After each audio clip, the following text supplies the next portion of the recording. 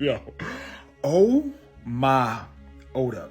Oda, generally speaking, is probably one of the best writers I have ever come across in my entire life. Yo, let me really put you on game to what I just put together in my head. In the words of Monkey D. Quell, let's theorize for a second. Imu-sama or Musama or Gungmu is truly the Wicked Witch of the West. If you haven't watched the original video, I suggest you go and do it so you have a little bit more context. But if you haven't read chapter 1150, I suggest just keep scrolling. So let's reiterate. Imu-sama is the Wicked Witch of the West, or mainly the West Blue. When we talked about the West, we talked about a few different names that stood out right off the bat. And that was one, Nico Robin, Brook, but also Gecko Moria. For a brief recap of how Nico Robin is connected is one, Nico Robin was known as the demon child, Imu-sama, literally demon, but also Nico Robin being able to read the poneglyphs. But who I really want to focus on right now is not only Imu, but Brook. Many of you know the story of Wizard of Oz, but we're also be talking about the prequel, Wicked, which was also a musical. Keep that in mind. Because of the musical Wicked, Imu was always going to show up during Elbaf. And if you haven't watched the movie Wicked, I suggest you do so. It was good. And here's why I think so, and this is why Oda is so good. Keep this in mind. I said Imu is the Wicked Witch of the West, and she has a name, Elphaba. But let's deep dive real quick into Oda's wordplay. We have Elbaf, the current island that we're on that everyone was calling Usopp's Ark.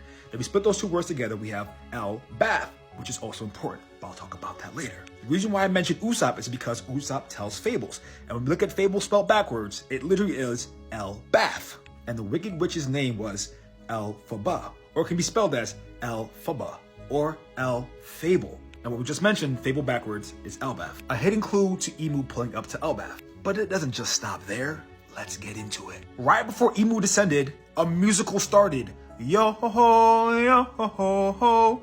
It's the Brook and Gunko flashback. And right about now, if you're still watching, you're like, this is kind of a stretch. Hold on, come here, let me show you something. In Wicked, Elphaba's first spell was giving Chistery the monkey wings. Elphaba in this situation truly believed she was giving Chistery what he wanted, and that was to fly.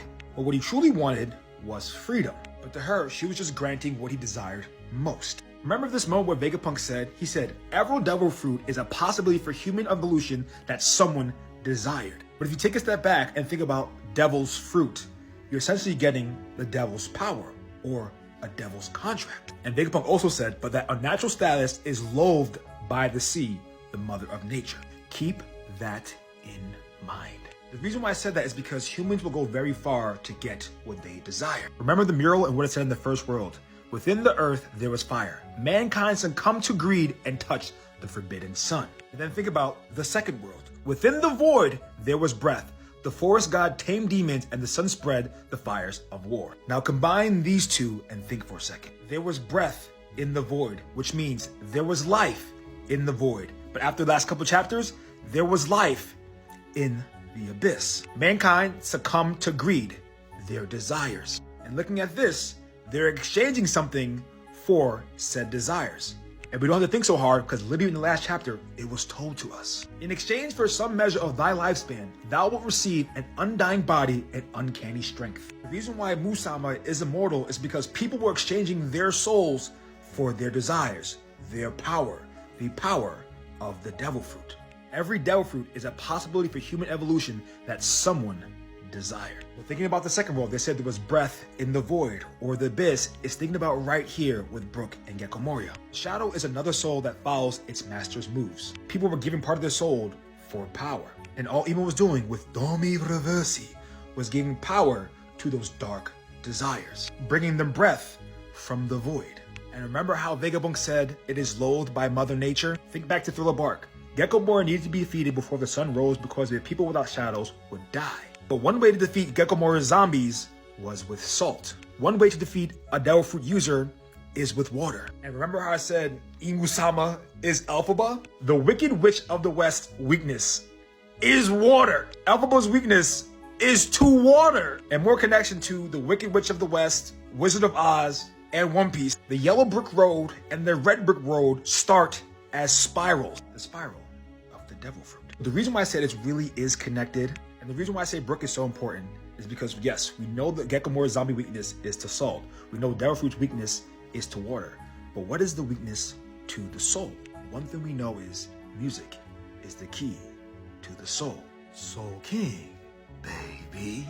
It's all connected, it's crazy. And one of the very people who has true control over moving the soul is Brooke, the person who is undying, who came back from the underworld. You thought that was all? Nah.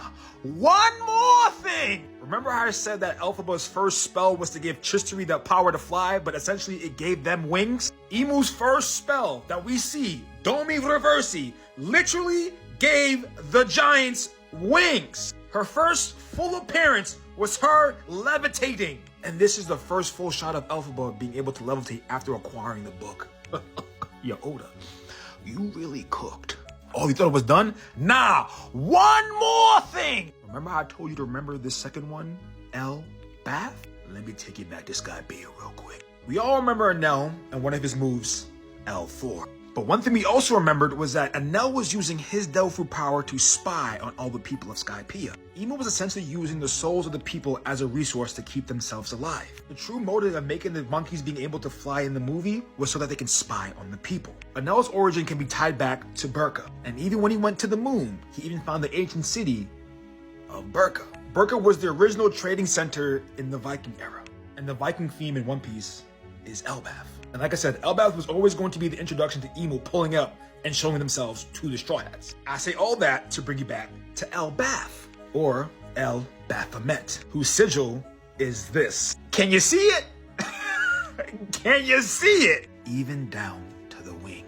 One more thing! Thinking about it, Baphomet is a goat-headed figure or owl that has been associated with the occult tradition, particularly in Western aristocratic circles. Wicked Witch of the West. Its origin are linked to the trials of the Knights Templar. One more thing! The Knights Templar were a religious and military order established in the 12th century to protect pilgrims to the Holy Land. Holy Land of Mary-Geoise, where Imu reside. What can I say? Oda's wordplay is crazy. But if you made it to the end of the video, leave an Elphaba in the comments. And for more One Piece content, you know what to do. Hit that follow button.